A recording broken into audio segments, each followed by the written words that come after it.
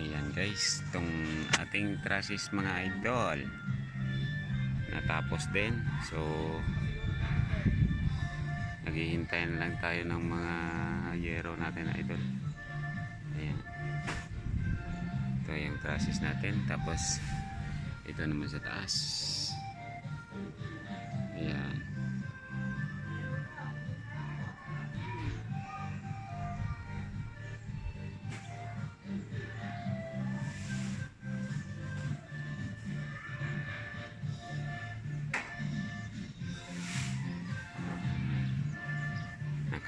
Ano kasi dito ang tawag dito sa style na to.